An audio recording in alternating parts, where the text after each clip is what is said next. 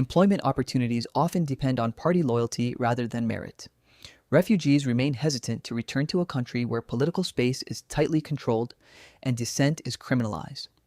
Those who question the regime are branded enemies of the state. Political parties have been forcibly co-opted into an RPF-dominated coalition, while independent actors face harassment, arrest, exclusion from elections, or forced exile. Many Rwandans fear that political change cannot occur peacefully, a fear the RPF has deliberately cultivated. We are here to affirm that peaceful change is not only possible, it is necessary. Today, representatives of Rwanda's major communities have come together to open a new chapter, one of dialogue, reconciliation, and shared responsibility for the nation's future. We call upon all Rwandans, military officers and farmers, clergy and civil society, urban residents and refugees, to join us in ending the political, economic, and social injustices that have burdened our nation for far too long. NPC is committed to building a democratic society grounded in our shared culture, values, and aspirations. We envision a peaceful and secure Rwanda where all citizens enjoy access to food, energy, infrastructure, and opportunity. We believe in regular, free, and fair elections within a genuine multi-party democracy. We affirm the right of all Rwandans to associate freely, express their views openly, and participate meaningfully in national decision-making, protected by an independent judiciary free from political interference. NPC seeks to repair the fractured relationships among Rwanda's communities. We will foster open dialogue, public debate, and mutual trust. We will create a political environment where Rwandans can speak without fear and collectively design a healing process that reflects the diversity of our nation. We, the signatories to this agreement, commit to overcoming the tribal divisions perpetuated by colonialism and reinforced by successive regimes.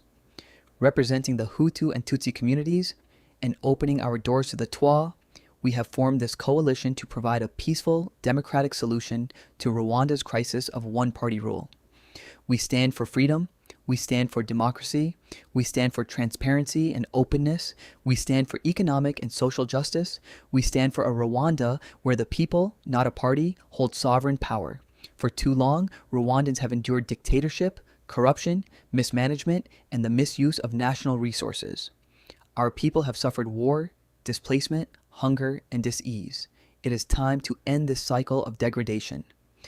This document outlines the coalition's position on Rwanda's most urgent challenges and presents a blueprint for restoring meaningful freedom to the Rwandan people.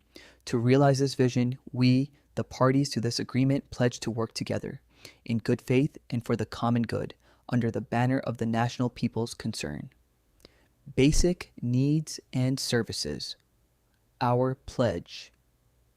The true measure of a nation's success is the quality of life enjoyed by its people. The National People's Concern, NPC, pledges to ensure that every Rwandan has the opportunity to share in the nation's wealth, contribute to its development, and improve their own well-being. The fight against poverty demands a coordinated, multi-sectoral strategy, with special emphasis on rural communities and historically disadvantaged populations. NPC commits to building a Rwanda where prosperity is shared, dignity is protected, and opportunity is accessible to all. Economic, social, and cultural rights. NPC will make the full realization of economic, social, and cultural rights a national priority. To achieve this, NPC shall review all national policies to ensure alignment with constitutional and international human rights obligations. Align trade and economic agreements with Rwanda's treaty commitments on economic, social, and cultural rights. Promote corporate social responsibility across the private sector, ensuring ethical business practices and community benefit. Institutionalize inclusive policymaking by involving civil society, interest groups, and key stakeholders in all major consultations. Strengthen state institutions to collect and publish disaggregated data, enabling accurate assessment of rights implementation and non-discrimination. Adopt targeted measures to protect historically marginalized groups, including women, children, indigenous peoples, displaced persons, refugees, persons with disabilities, and those living with HIV/AIDS. Prosecute violations of economic, social, and cultural rights, particularly in cases involving child labor, unsafe workplaces, forced evictions, environmental degradation, minimum wage violations, and food insecurity. Reallocate resources by reducing excessive security sector spending and increasing investment in social and economic rights.